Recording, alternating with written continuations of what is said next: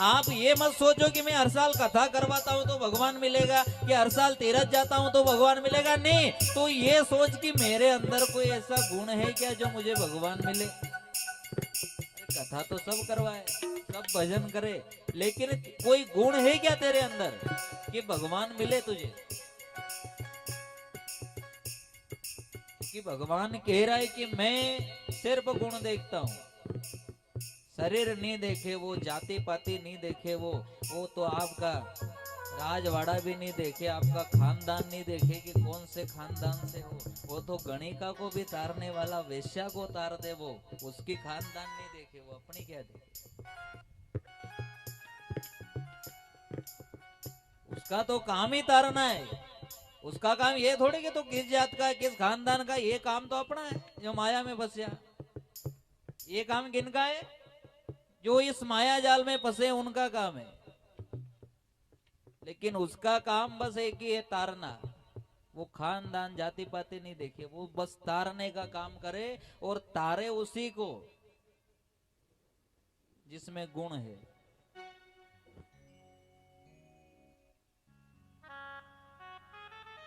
और अर्जुन ने कहा भगवान कृष्ण से, जब विराट रूप देखा भगवान का, और जब अर्जुन मन ही मन विचार करे कि ये तो वैकुंठपति नारायण है जो आज मेरे रथ को हाँक रहे हैं।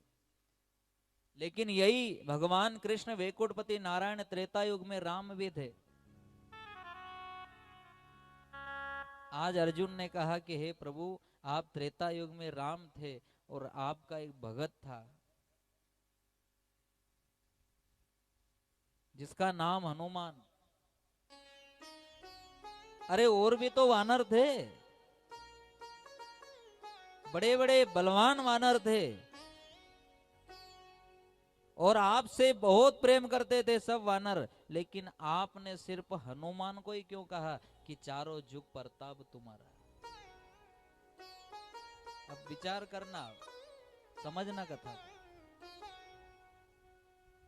कि भगवान राम की सेना में सब थे, हनुमान जी अकेले तो थे नहीं, लेकिन उनको ही क्यों वरदान मिला। अब विचार करो, या भागवत सुनने वाले तो बहुत है, पूरा पांडाल भरा है, लेकिन वो तारेगा एक ही को। क्यों? क्योंकि वो देखेगा कि गुण किस में है। कोई तो सिर्फ कथा पांडाल में बैठ जाए, लेकिन वो बार बार घड़ी देखे कि कब 3 घंटा पूरा और भगा। बीच में आगे आईने बैठी तो गया, फंसी गया। अब जाओ तो भी लोग बोले कि कहाँ जा रही। लोग यूं बोलते, देख लो कथा मन नहीं लग रही, तो वो जबरदस्ती बैठो रे, बार बार घड़ी देखे। लेकिन बस वो शर्म के मारे वहां बैठा है, उसका मन कथा में बिल्कुल नहीं लगे। अब ऐसे को तार के क्या करेगा वो तो उसे तारे नहीं कि चाहे वो उसकी सेना में है, लेकिन उसका ध्यान 24 घंटे उसमें रमा हुआ है।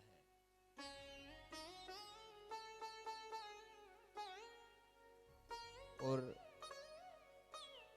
हनुमान जी महाराज जब लंका गए और लंका दहन हुआ, और रावण ने कहा कि पता लगा कि आओ ये कौन है, कितना बलवान है, तो सैनिकों ने पता लगाया और कहा कि प्रभु श्री राम की जो सेना है, और उन सेना में जो छोटा सा है, जो सबसे कमजोर वानर है, वही हनुमान है। जो सबसे कमजोर है वो हनुमान है।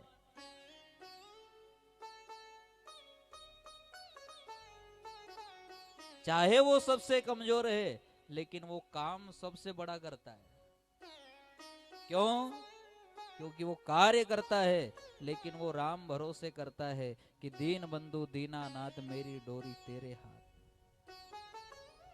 अरे लाखों वानर थे, लेकिन सिर्फ एक को ही वरदान मिला कि चारों जुग प्रताप तुम्हारा। और यही अर्जुन ने पूछा कि हे केशव, आपने सिर्फ हनुमान को ही क्यों वरदान दिया, उसमें ऐसे क्या गुण देखे आपने कि आपने ऐसा वरदान दे दिया।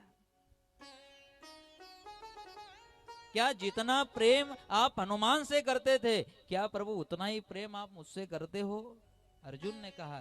तो भगवान कृष्ण ने कहा कि तू हनुमान की बराबरी नहीं कर सकता। तू हनुमान की बराबरी कर ही नहीं सकता। क्यों?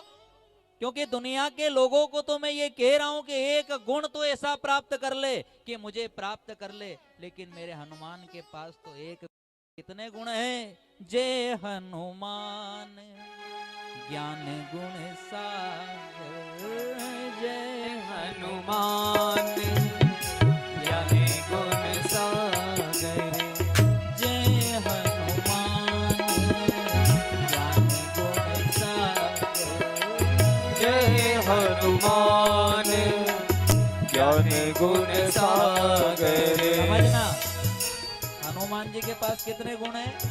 जय हनुमान ज्ञान गुण सागर। एक गुण नहीं, अनंत। सागर भी छोटा पड़ जाए, इतने गुण हैं हनुमान जी महाराज के पास। अब आप विचार करो कि हनुमान जी से जितना प्रेम करे भगवान, उतना प्रेम हमसे करे, तो क्या अपन से हनुमान बनाए क्या? कोई बोल दे कि मैं हनुमान जैसा भगत बन जाऊं, नहीं बन पाए। यहां तो एक गुण नहीं मिल रहा है, लेकिन उनके पास तो सागर भरा हुआ है। और रोज हनुमान जी महाराज से भी यही ध्यान करो, हनुमान मंदिर में जाओ कि हे बाबा तू बड़ा दयालु है रे, तेरे पास तो गुणों का सागर भरा हुआ है, उस सागर में से एक गुण मुझे भी ऐसा दे दे कि उस गुण से मुझे मेरा राम मिल जाए, उस गुण से मुझे मेरा केशव, मेरा गोविंद, मेरा गोपाल मिल जाए।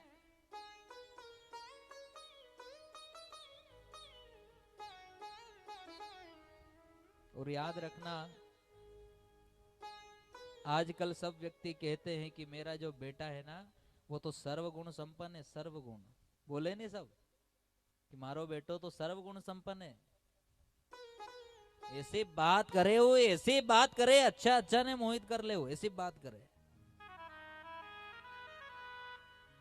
अरे चाहे आपके पास सब गुण हैं कि लोगों को कैसे पागल बनाना है, कैसे उनसे जबरदस्ती काम करवाना है, सब गुण है आपके पास, लेकिन बुढ़ापा सुधारने का गुण नहीं है तो हर गुण कचरे के बराबर है। उस गुण का कोई महत्व ही नहीं है। वो आपकी होशियारी किस काम की, वो गुण किस काम का जिस गुण से आप भगवान को प्राप्त नहीं कर सकते। और कथाओं में से यही गुण लेना है कि मैं दिन रात दौड़ लगा रहा हूं कि कथा करवाएं, कथा करवाएं, सत्संग करवाएं, लेकिन मेरे अंदर कोई ऐसा गुण है क्या जिससे मैं भगवान को प्राप्त कर सकूं।